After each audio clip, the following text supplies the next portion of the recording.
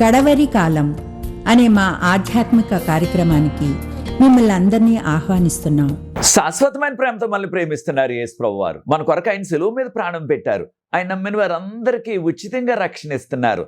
ఆ ప్రేమ గల యేసు ప్రభువారు త్వరలో వస్తున్నారు రెండోసారి లోకానికి. ఆయన నమ్మిన వారందరినీ కూడా పరలోకం తీసుకువెళ్తారు. ఆ ప్రేమ గల యేసు ప్రభు నామం పేరట మిమ్మల్ని అందరినీ కూడా మన కడవరి కాలం కార్యక్రమానికి ఆహ్వానిస్తున్నాను. ప్రియ సోదరి సోదరులారా, మనము క్రీస్తు రెండవ రాకడ తేదీ మీకు తెలియనా అనే అంశాన్ని మనం ధ్యానిస్తున్నాం. ఇది 8వ ఎపిసోడు. ఇది ఆఖరి ఎపిసోడు ఈ శీర్షికలో. గత 7 ఎపిసోడ్లు కూడా ఒక విషయాన్ని మనం ఎంతో విపులంగా నేర్చుకున్నాం. అది యేసు ప్రభు రెండవ రాకడ తేదీ ఏ మానవునికి తెలియదు, దేవదూతలకు కూడా తెలియదు అని యేసు ప్రభు చెప్పిన మాటలు మనము జ్ఞాపకం చేసుకున్నాం.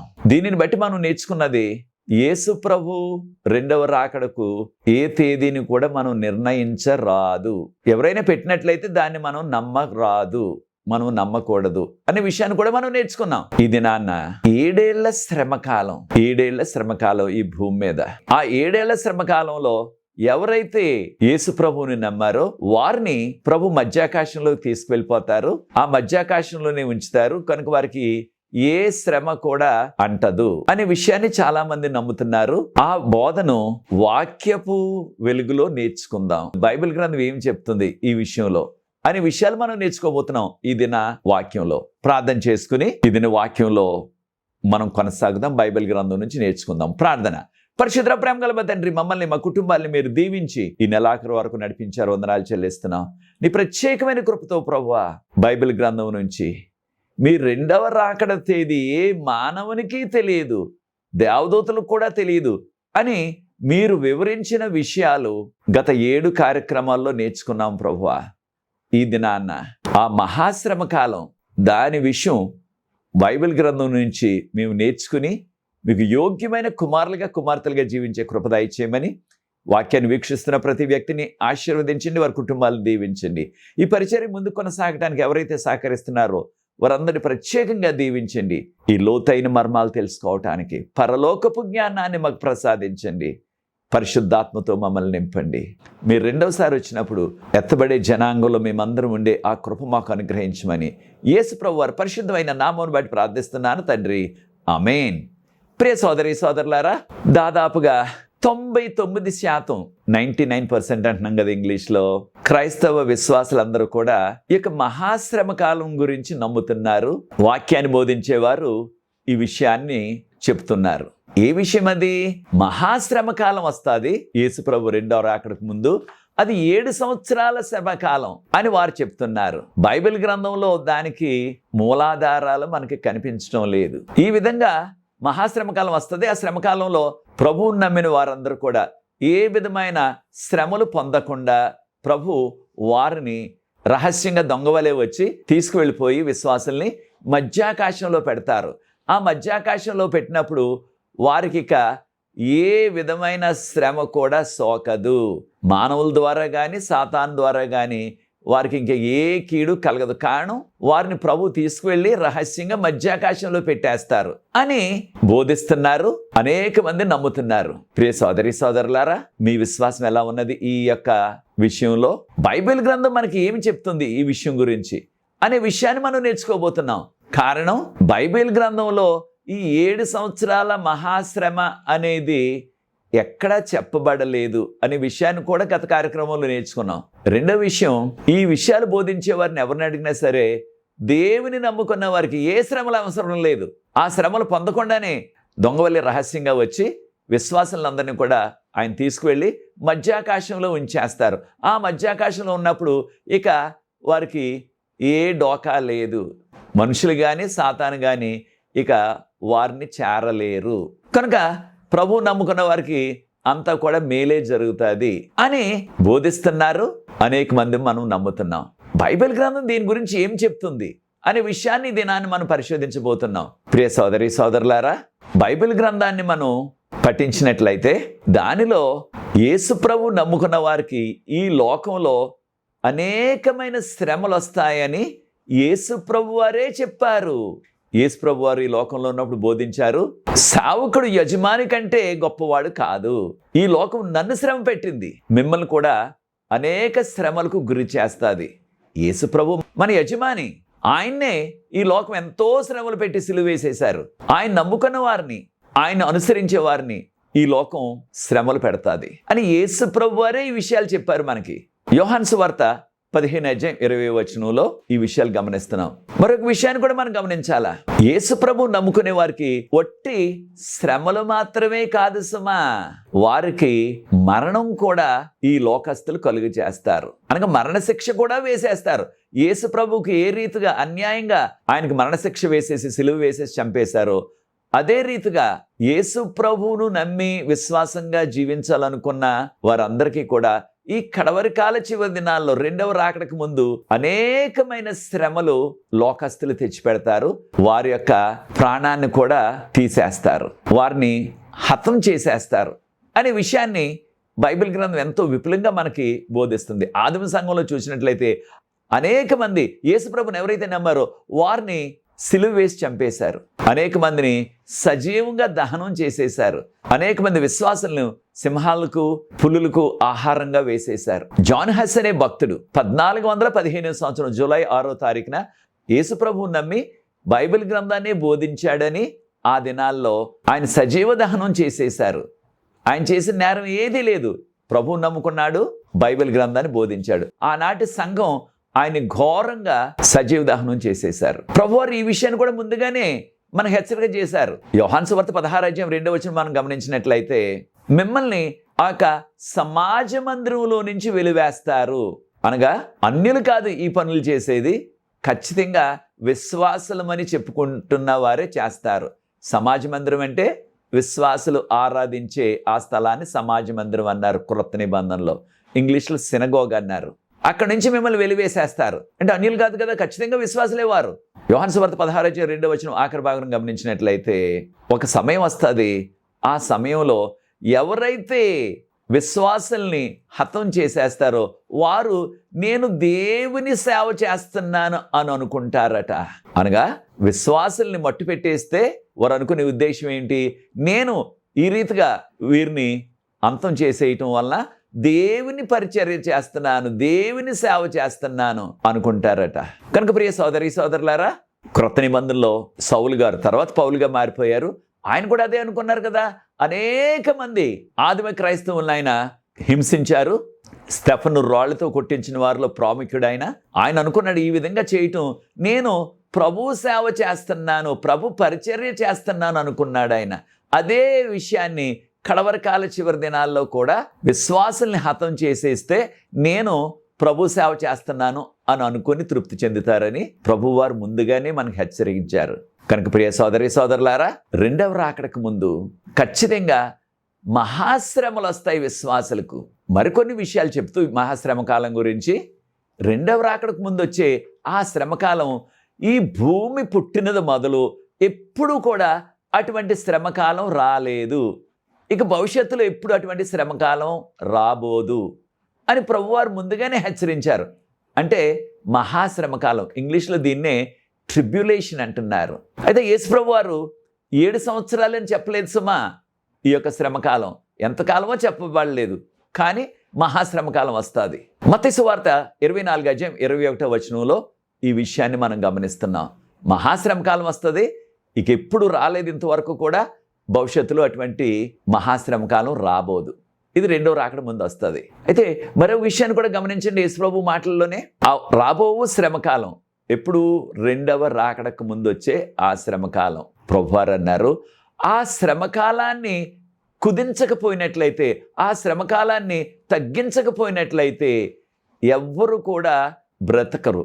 అనగా దేవుడు తన యొక్క కృప వలన, ఆయన ప్రేమ వలన ఆ రాబోయే శ్రమకాలాన్ని విశ్వాసుల నిమిత్తం అది తగ్గిస్తాను అన్నారు. అంతేగాని శ్రమకాలం వస్తుంది కనుక మిమ్మల్ని అందరూ కూడా మధ్యాకాశంలో తీసుకెళ్ళిపోతాను, ఆ మధ్యాకాశంలో మీరు క్షేమంగా ఉంటారు, మీకు ఏ విధమైన శ్రమలు కూడా మీకు దరిచేరవు అని ఆయన అనలేదు. మధ్యాకాశానికి తీసుకెళ్తాను, అక్కడ పెడతానని కూడా అనలేదు ఆయన. కనుక ఆ శ్రమకాలాన్ని తగ్గిస్తానన్నారు. ఎక్కడి? భూమి మీదే.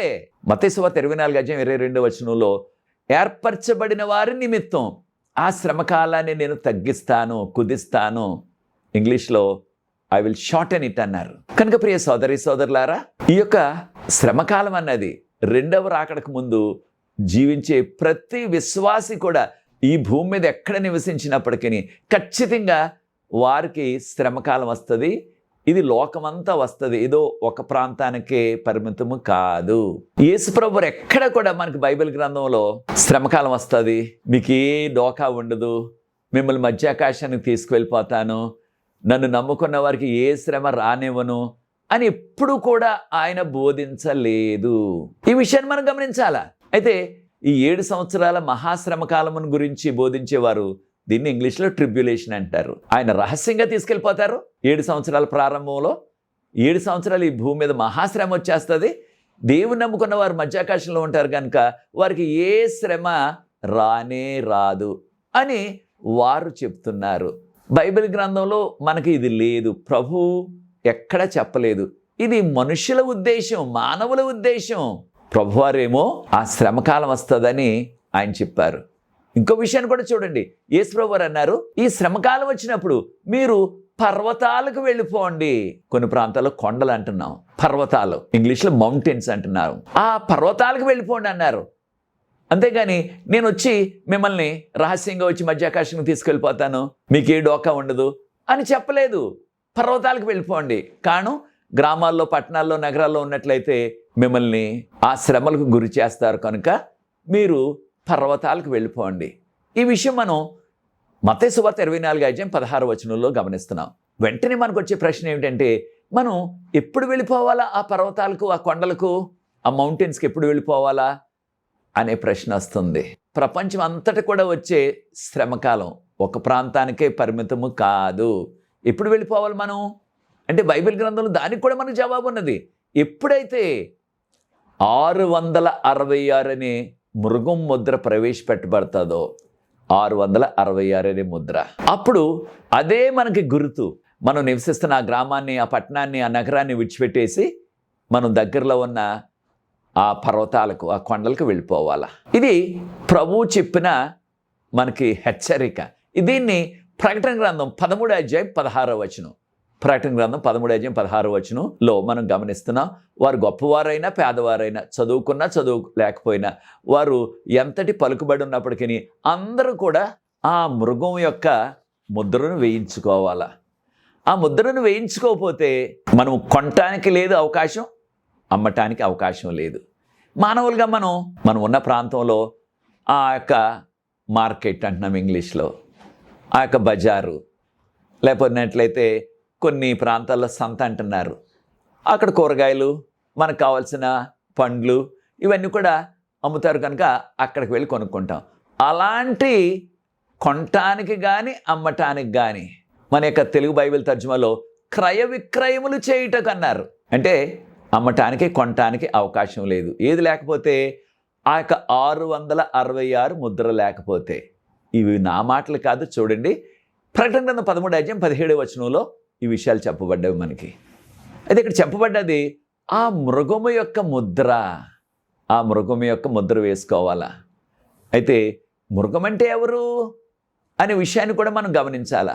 దీనికి కూడా మనకి బైబిల్ గ్రంథంలో పూర్తి వివరణ ఉన్నది. దానియేలు గ్రంథం 7:17 గమనించినట్లయితే గాబ్రియేలు దూతగారు అన్నారు, దానియేలు నీవు చూచిన 4 మృగాలు, ఇంగ్లీష్లో బీస్ట్ అంటున్నాం, 4 మృగాలు, 4 రాజులు. అనగా మృగం యొక్క ముద్ర అంటే రాజుగారు, పాలకులు వేసే ముద్ర. ఆ పాలకుల్ని మనం ఏమంటున్నాం, ఇంగ్లీష్లో గవర్నమెంట్ అంటున్నాం. అనగా ఇటువంటి శాసనం ఇది కొనటానికి లేదు, అమ్మటానికి లేదని ఒక సంఘం వారు, ఒక సంస్థ వారు పెడితే సాగదు. ఇలాంటి శాసనాలు ప్రభుత్వాలే చెయ్యాలా. అనగా మనకు విషయాన్ని గమనించాలా. అదేమిటంటే సాతాను ఈ విధంగా పాలన చేసే పాలకులను కూడా తన గుప్పిట్లో పెట్టుకొని కడవరకాల చివరి దినాల్లో ఇటువంటి శాసనాలు కొనటానికి లేదు, అమ్మటానికి లేదు అనే శాసనాన్ని కూడా ఈ లోకంలో తెస్తాడు. ఎప్పుడైతే అటువంటి శాసనం వస్తుందో అప్పుడు మనం తెలుసుకోవాల్సింది, ఇక మనం ఉంటున్న ఆ చక్కని గృహం, ఆ చక్కని ప్రాంతం, ఆ చక్కని కాలనీ, మీరు ఎక్కడున్నా సరే, గ్రామంలో కానీ, పట్టణంలో కానీ, నగరంలో కానీ, ఏ దేశంలో ఉన్నా సరే, మనం దాన్ని విడిచిపెట్టేసి ఆ పర్వతాలకు వెళ్ళిపోవాలా? మరి ఆ పర్వతాల్లో ఉంటే మనకి ఆహారం, మంచినీరు ఎక్కడి నుంచి వస్తుంది? ప్రభువారు మనకి వాక్యంలో చక్కని మనకి అభయాన్ని ఇచ్చారు. యెషయా గ్రంథం 33:16 ఆ కడవరి కాల చివరి దినాల్లో, రెండవ రాకడకు ముందు మనం పర్వతాల్లో ఉంటే మనకి ఆహారము, మంచినీరు కూడా నేనే మీకు అనుగ్రహిస్తానన్నారు. ఖచ్చితంగా ఇశ్రాయేలీలకు 40 సంవత్సరాల ఏకంగా ప్రతిదినం కూడా ఆహారం ఇచ్చారు, మన్నాను. వారికి మంచినీరు దొరకనప్పుడు బండలో నుంచి నీరు ఇచ్చారు. కనుక ప్రభు మనల్ని కూడా ఆ రీతిగా కాచి కాపాడతారు రెండవ రాకడకు ముందు, ఎప్పుడు ఆయనకు లోబడినప్పుడు. అయితే చూడండి, యేసు ప్రభు వారు ఈ యొక్క శ్రమల విషయం ఈ లోకంలో ప్రభువారు జీవించినప్పుడు ఏం చెప్పారో చూడండి. ప్రభువారు అన్నారు, నీతి నిమిత్తం హింసింపబడేవారు ధన్యులు, అటువంటి వారిది పరలోక రాజ్యము. నీతి నిమిత్తం అనగా యేసు ప్రభు నిమిత్తం, నీ విశ్వాసం నిమిత్తం నీవు హింసింపబడినట్లయితే నువ్వెంతో ధన్యుడు. మన భాషలో ధన్యుడని తర్జుమా చేశారు, ఇంగ్లీష్లో బ్లెస్సెడ్ అన్నారు. అనగా మరొక పదాన్ని మనం వాడుకోవాలంటే దీవించబడేవారు. అనగా శ్రమలు ఎవరైతే యేసు ప్రభు నిమిత్తం, ఆయన విశ్వాసం నిమిత్తం శ్రమలు పొందుతామో మనము ఎంతో దీవించబడతాం, ఎంతో ధన్యులు. కారణం అటువంటి వారిది పరలోక రాజ్యము అన్నారు. ఈ విషయాన్ని మనం మత్తయి సువార్త 5:10 గమనిస్తున్నాం. ప్రియ సోదరి సోదరులారా, మీరు కూడా యేసు ప్రభు నిమిత్తం నిందలు, హింసలు పొందుతున్నారా? మీరెంతో దీవించబడతారు. కారణం అటువంటి వారిది పరలోక రాజ్యం అన్నారు. అనగా ఎప్పుడైతే ఈ భూమి మీద మన విశ్వాసం నిమిత్తం, ప్రభువు నిమిత్తం, వాక్యం నిమిత్తం మనం హింసలు పొందుతామో, శ్రమలు పొందుతామో, అటువంటి వారు పరలోక రాజ్యానికి గ్యారంటీ క్యాండిడేట్స్ అనమాట. ఖచ్చితంగా పరలోకం చేరేవారు అటువంటి వారు. ఈ మాటలు ప్రభు చెప్పారు. ఈ లోకంలో మనకి ప్రభు నమ్ముకున్న వారికి ఎటువంటి శ్రమలు ఉండవు అని ఎక్కడ ఆయన చెప్పలేదు. మనం ప్రభువు కొరకు, ఆయన విశ్వాసం కొరకు ఈ శ్రమలను తట్టుకున్నట్లయితే, ఈ శ్రమలు మనం ఓర్చుకున్నట్లయితే, ఈ శ్రమలను భరించినట్లయితే, ఈ లోకంలో ఏ రీతిగా శ్రమలు వచ్చినప్పటికీ ఎవరు తెచ్చిపెడతారు? ఈ శ్రమలన్నీ కూడా సాతాను తెచ్చిపెడతాడు. ఈ విషయాన్ని కూడా ప్రభువు వారు మనకు ముందుగానే చెప్పారు. కనుక మనము ఖచ్చితంగా పరలోకం చేరటానికి అర్హత సంపాదించుకుంటాం. ఎప్పుడు? ఆయన నిమిత్తం, ఆ విశ్వాస నిమిత్తం, పరిశుద్ధత నిమిత్తం, నీతి నిమిత్తం మనము హింసలు, నిందలు, శ్రమలు పొందినప్పుడు. ప్రభువారు మిమ్మల్ని మధ్యాకాశానికి తీసుకెళ్ళిపోతాను, అక్కడ పెడతాను, మీకు ఏ డోకా లేదు అని చెప్పలేదు కదా. మీరు శ్రమలు పొందిన వారు ధన్యులు, అటువంటి వారికి పరలోక రాజ్యం ఉంటుందని ప్రభు చెప్పారు. మత్తయి సువార్త 5:11 కూడా గమనించినట్లయితే, మీరు యేసు ప్రభు నిమిత్తం, ఆయన నీతి నిమిత్తం ఎవరైతే శ్రమలు పొందుతారో, ఎవరైతే ఇతరుల ద్వారా దూషించబడతారో, మీ మీద రకరకాల నిందలు వేస్తారో, కాను ప్రభు నమ్ముకున్నారు కనుక ప్రభువారు అన్నారు, ఆయన నామము నిమిత్తం ఎవరైతే ఇటువంటి నిందలు, హింసలు పొందుతారో, ప్రభువారు అన్నారు, మీరు సంతోషించండి, మీరు ఆనందించండి. కారణం పరలోకంలో మీ యొక్క ఫలితం ఎంతో మిన్నగా ఉంటుంది, ఎక్కువగా ఉంటుంది. అనగా ప్రభువారు చెప్తున్నది ఏమిటంటే, యేసు ప్రభు కొరకు మన జీవితంలో ఈ భూమి మీద శ్రమలు, నిందలు, హింసలు పొందినట్లయితే మనకి పరలోకంలో గొప్ప బహుమతి ఉంటుందని మత్తయి సువార్త 5:11-12 గమనిస్తున్నాం. మరొక విషయాన్ని కూడా ప్రభు మనకు చెప్పారు. అదేమిటంటే, అనేక మంది ప్రవక్తలను కూడా ఈ లోకస్తులు వారిని హతం చేసేశారు. కనుక మీకు కూడా అటువంటి పరిస్థితి వస్తుంది అని ప్రభువారు చెప్పారు. మనందరికీ తెలిసిన రీతిగా యూదుల చరిత్ర మనకు చెప్పేది ఏమిటంటే, యెషయా ప్రవక్త గారిని చెక్కలు కోసే రంపం, కర్రలు కోసే రంపంతో 2 ముక్కలుగా కోసేశారు. ఆ దినాల్లో ఆయన చనిపోయారు. మనిషిని ఒక కర్రను కోసినట్లుగా 2 ముక్కల కింద కోసేశారు రంపంతో. ఆయన ప్రవక్త, యెషయా ప్రవక్త గారు ప్రభువు కొరకు ప్రవచించినన్ని సంవత్సరాలు ఇక ఏ ప్రవక్త కూడా ప్రవచించలేదు. 60 సంవత్సరాలకు పైగా ప్రభు కొరకు ఆయన ప్రవచనాలు చెప్పారు. ఆయన కూడా హతం చేసేశారు. ఆనాటి రాజు మనస్సే రాజు గారు, ఆయన యొక్క అనుచరులు, ఆయన యొక్క అధిపతులు. చూచారా సాతాను ఎవరిని వాడుకుంటున్నాడో? అధిపతుల్ని, పాలకులను వాడుకుంటున్నాడు. ఈ విషయాన్ని మనం మత్తయి సువార్త 5:12 మీకు ముందుగా ఉన్న ఆ ప్రవక్తలను కూడా వారు హతం చేసేశారు. కనుక మిమ్మల్ని కూడా ఆ విధంగా రెండవ రాకడకు ముందు కొంతమందిని హతం చేసేస్తారని ప్రభువు అన్నారు. అయితే ప్రియ సోదరి సోదరులారా, ఒక విషయాన్ని మనం గుర్తించాలా. అదేమిటంటే క్రైస్తవుడిగా ఆధ్యాత్మిక యాత్ర అంటే చక్కగా మనం ఒక కేక్ తింటూ హాయిగా నడిచి వెళ్ళటం కాదు. ఆ అనుభవం ఎంతో కష్టాలతో కూడిన అనుభవం క్రైస్తవ ఆధ్యాత్మిక జీవితం. క్రైస్తవులుగా ఆధ్యాత్మిక యాత్రలో మనం కొనసాగాలంటే ఏదో హాయిగా చక్కగా ఐస్ క్రీమ్ తింటూ నడిచే అనుభవం కాదు సుమా. అనేకమైన శ్రమలు, అనేకమైన ఇబ్బందులు మనం ఎదుర్కొనాలా. దాని కొరకు ఇంగ్లీష్లో అంటున్నారు, మన యొక్క జీవితం, క్రైస్తవ జీవితం is not a bed of roses.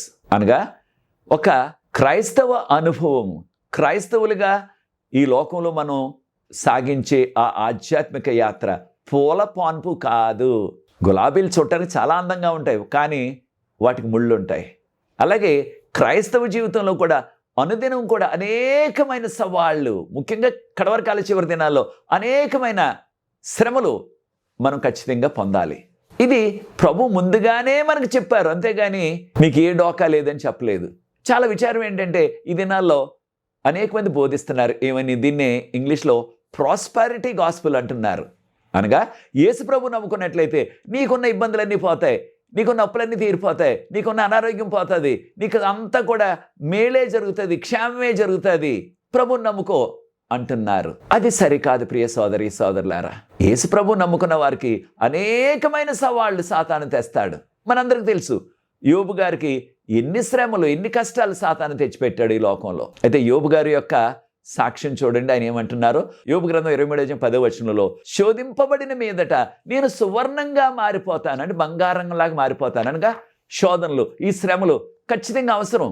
మనందరికీ తెలిసిన రీతిగా ఎవరైనా సరే ఒక బంగారపు ఉంగరం కానీ బంగారపు గొలుసు కానీ కొంతకాలం వాడిన తర్వాత అది దాని బంగారపు మెరిసే రంగు కోల్పోతుంది. అప్పుడు ఏం చేస్తారు, దాన్ని అగ్నిలో అనగా కొలిమిలో వేసి కాల్చాల. ఎప్పుడైతే దాన్ని అగ్నిలో ఆ కొలిమిలో వేసి కాలుస్తారో అప్పుడు ఆ బంగారానికి ఉన్న అసలైన సిసలైన మెరిసే రంగు, ఇంగ్లీష్లో గ్లిటరింగ్ అంటున్నాం, అది మరలా తిరిగి వస్తుంది. అనగా మన యొక్క క్రైస్తవ జీవితాలు కూడా ఆ రీతిగా మనము శ్రమల ద్వారా పుటం వేయబడాల. ఆ పుటం వేయబడినప్పుడు అప్పుడు మన యొక్క జీవితాలు ధన్యమవుతాయి.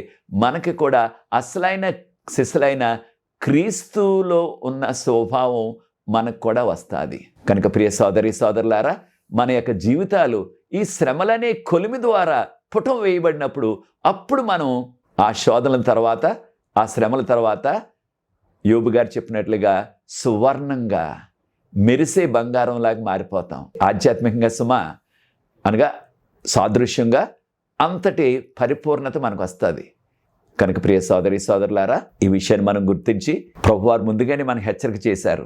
ఏమని, అంతవరకు సహించేవాడు ధన్యుడు. ప్రభువారు అన్నారు, నీవు మరణం వరకు కూడా విశ్వాసంగా జీవించు, నీకు నేను జీవకిరీటం ఇస్తానన్నారు. ఈ విషయాన్ని మనం ప్రకటన గ్రంథం 2:10 ఈ విషయాన్ని మనం గమనిస్తున్నాం. మరణం వరకు కూడా నమ్మకంగా ఉండు, నీకు నేను జీవకిరీటం ఇస్తానన్నారు. అయితే ప్రియ సోదరి సోదరులారా, దేవుని బిడ్డలుగా ఆయన మనల్ని ఈ శ్రమల నుంచి తప్పించడానికి మధ్యాకాశానికి తీసుకెళ్ళవలసిన పని లేదు. ఆయన భూమి మీద ఉండగానే మనల్ని ఆ శ్రమల నుంచి కాపాడగల శక్తి, సత్తా యేసు ప్రభుకున్నాయి. షడ్రక్ మెషక్ అబేద్నెగోను అగ్నిగుండంలో వేసేశారు. దానియేలు గ్రంథం 3 మనందరికీ తెలిసి ఏం జరిగిందో. యేసు ప్రభు వారు ఆ అగ్నిగుండంలోనికి దిగి వచ్చారు కనుక షడ్రకు మేషకు ఏ హాని కలగలేదు. వారు బయటకు రమ్మన్నారు రాజుగారు, వారు బయటకు వచ్చేసారు. వచ్చినప్పుడు అందరూ కూడా చుట్టుముట్టి వారిని చెక్ చేశారు, వారిని చూచారు. వారి వస్త్రాలకి కనీసం అగ్నివాసన అంటలేదు, ఏ హాని కలగలేదు. దీన్ని బట్టి మనం నేర్చుకుంటున్నది ఏమిటి, యేసు ప్రభు మన శ్రమల నుంచి కాపాడటానికి మధ్యాకాశానికి తీసుకువెళ్ళి మనల్ని అక్కడ దాచిన అవసరం లేదు.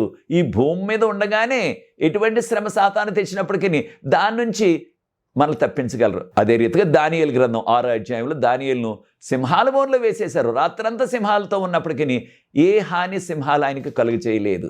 ఉదయాన్నే రాజుగారు వచ్చారు. రాజుగారు అన్నారు, నిరంతరం నీవు సేవిస్తున్నా నీ దేవుడు నిన్ను రక్షించాడా అనగానే వెంటనే జవాబు చెప్పారు, నా దేవుడు నన్ను రక్షించాడు. ఆయన దూతను పంపించి సింహాల నోరు మూసివేశారు. వెంటనే దానియేలు గారిని ఆ సింహాల బోన్లోంచి బయటకు తీశారు. దానియేలు గారికి ఏ హాని, ఏ కీడు కూడా రాత్రంతా సింహాల మధ్యన ఉన్నప్పటికీ సింహాలు ఏ కీడు కలుగ చేయలేదు. అనగా దీని ద్వారా మనం నేర్చుకుంటున్నది, దేవుని బిడ్డలు ఎక్కడున్నప్పటికీ భూమి మీద ఎటువంటి శ్రమ వచ్చినప్పటికీ మనల్ని ఆ శ్రమ నుంచి తప్పించగల శక్తి యేసుప్రభుకు ఉన్నది. మధ్యాకాశానికి తీసుకువెళ్ళి అక్కడ దాచిన అవసరం లేదు ఈ శ్రమ కాలంలో. ఈ విషయాన్ని మనం నేర్చుకోవాలా. చివరిగా పేతురు గారిని జైల్లో వేసేశారు. ఆ మరుసటి రోజున ఆయన్ని హతం చేసేస్తారు. అది రాజుగారి యొక్క కుట్ర. అపొస్తలుల కార్యాలు 12వ అధ్యాయాన్ని చదివి చూడండి. మొదటి 10 వచనాల్లో దేవదూత వచ్చి గాఢ నిద్రపోతున్న పేతురు గారిని లేపి, దేవదూత ముందు వెళ్ళారు, పేతురు గారు వెనకాలని నడిచి వెళ్ళారు. ఆ యొక్క బలమైన తలుపు దానికదే తెరుచుకుపోయింది. దేవదూత ముట్టుకోలేదు కూడా. ఆ బలమైన ఇనుప గేటు దానికదే తెరుచుకుపోయింది. పేతురు గారు దేవదూత వెనకాల వచ్చేసారు బయటికి. చూచారా ఎంతటి అద్భుతం జరిగిందో. పేతురు గారు వెళ్ళి ప్రార్థిస్తున్న వారింటి తలుపు కొట్టారు ఏకంగా ఆ మేడగది మీద. దీని ద్వారా మనం నేర్చుకుంటున్న గొప్ప ఆధ్యాత్మిక సత్యం ఏమిటి? మనల్ని కాపాడటానికి, మనల్ని రక్షించడానికి మధ్యాకాశంలో తీసుకువెళ్ళవలసిన ఆ గత్యంతరం లేదు, అవసరత లేదు. భూమి మీదే ఆయన కాపాడగలరు. ఈ విధంగా శ్రమలు పడిన వారికి ఎంతటి దీవెన ప్రభు ఇస్తారో మనం చివరిగా గమనిద్దాం. యోహాన్ గారు దర్శనంలో చూచారు, పరలోకంలో తెల్లని వస్త్రాలు వేసుకుని ప్రభు యొక్క సింహాసనానికి దగ్గరగా చుట్టూ నిలబడ్డారు. ప్రకటన గ్రంథం 7వ అధ్యాయం 13వ వచనంలో ఒక పెద్ద అడిగారు 24 పెద్దల్లో, ఎవరు వీరు తెల్లని వస్త్రాలు వేసుకున్నారు, సింహాసనానికి దగ్గరగా నిలబడ్డారు అనగాని యోహాన్ గారు అన్నారు, అయ్యా నాకు జవాబు తెలియదు, మీరే జవాబు చెప్పండి అంటే ఆ ప్రశ్న అడిగిన 24 పెద్దల్లో ఉన్న ఒక పెద్దగారే జవాబు కూడా చెప్పేశారు. ప్రకటన గ్రంథం 7వ అధ్యాయం 14వ వచనం, వీరు మహాశ్రమల్లో నుంచి వచ్చారు, గొర్రెపిల్ల రక్తంలో ఉతుక్కొని తెల్లగా చేసుకున్నారు. ఎవరు గొర్రెపిల్ల? యేసుప్రభు రక్తంలో కడగబడిన వారు వీరు. ఎక్కడి నుంచి వచ్చారు? మహాశ్రమ కాలంలో నుంచి వచ్చారు. అంతేగాని మహాశ్రమల కాలంలో వీరు మధ్యాకాశంలో ఉన్నారు అక్కడి నుంచి వచ్చారని చెప్పలేదు సుమా. మహాశ్రమంలో నుంచి వచ్చారు. దీని ద్వారా మనం నేర్చుకుంటున్న ఆధ్యాత్మిక సత్యం. ప్రియ సోదరి సోదరులారా, ఈ కడవరి కాల చివరి దినంలో జీవిస్తున్న మనమందరం కూడా సాతాను అనేకమైన శ్రమలు తెస్తాడు. ఆ శ్రమలను ఓర్చుకుని వాక్యపు వెలుగులో, పదయాగిన వెలుగులో మనం క్రీస్తుకు యోగ్యమైన కుమార్తెలుగా జీవించినట్లయితే మనకు ఆ గొప్ప ధన్యత, యేసు ప్రభు యొక్క సింహాసనం చుట్టూ పరలోకంలో నిలిచే ఆ ధన్యత కలుగుతుంది. ఎంతటి దీవెన చూడండి. కనుక 7 సంవత్సరాల శ్రమకాలం అన్నది బైబిల్ గ్రంథంలో లేదు.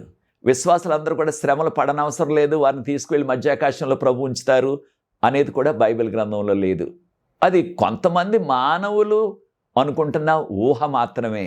అయితే ప్రభువారు మనకు చెప్పింది బైబిల్ గ్రంథంలో, ఖచ్చితంగా ప్రభు కొరకు ఎవరైతే శ్రమలు పొందుతారో, హింసింపబడతారో, నిందింపబడతారో నీతి నిమిత్తం, అటువంటి వారికి పరలోక రాజ్యం. ప్రియ సోదరి సోదరులారా, మీరు కూడా అటువంటి ధన్యత పొందాలంటే యేసు ప్రభు చెప్పినట్లుగా నీటిలో ముంచడం బాప్తిసం తీసుకోండి.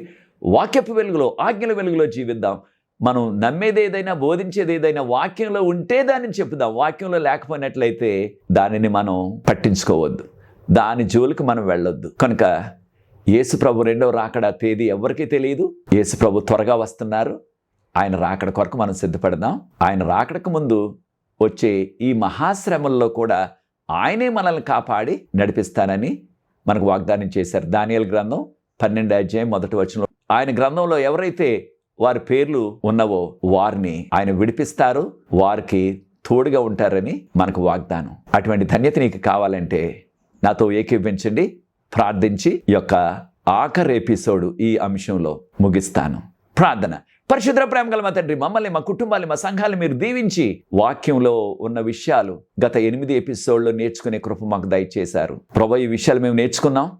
మీకు యోగ్యమైన కుమార్తెలుగా వాక్యంలో ఉన్న వాటినే మేము నమ్ముచు, వాక్యంలో ఉన్న వాటినే ఇతరులకు మేము బోధిస్తూ మీకు నమ్మకంగా జీవించే కృప దయచేయమని. త్వరలో మీరు వస్తున్నారు. మీ రాజ్యంలో ఎత్తబడే జనాంగంలో ఈ వాక్యం విన్నవారు ఒక్కరు కూడా నశించిపోకుండా ఎత్తబడే జనాంగంలో ఉండే కృప దయచేయమని, ఈ పరిచర్య ముందు కొనసాగడానికి ఎవరైతే సహకరిస్తున్నారో ప్రత్యేకంగా వారందరినీ ఆశీర్వదించమని యేసు ప్రభువు వారి పరిశుద్ధమైన నామమును బట్టి ప్రార్థిస్తున్నాను తండ్రి. ఆమేన్. ప్రియ సోదరి సోదరులారా, వచ్చే కార్యక్రమంలో మరొక క్రొత్త అంశంతో మీ ముందుకు వస్తాను. ఈ పరిచర్య కొరకు ప్రార్థించండి. ప్రభు మిమ్మల్ని ప్రేరేపించినట్లయితే పరిచర్య ముందు కొనసాగడానికి మీరు కూడా ఈ పరిచర్యకు సహకరించండి. దీనిలో పాలి భాగస్థులు అవ్వండి. తెర మీద వచ్చే నంబర్కు నన్ను సంప్రదించినట్లయితే వివరాలు మీకు అందిస్తాను. మనకు ప్రార్థనా బృందం అన్నది ప్రతి సాయంత్రం విజ్ఞాపన ప్రార్థన చేస్తున్నాం. అనేక జవాబులు ప్రభు ఇస్తున్నారు. ఈ అవకాశాన్ని మీరు కూడా సద్వినియోగం చేసుకోండి. ప్రభు మిమ్మల్ని దీవించుగాక. God bless you.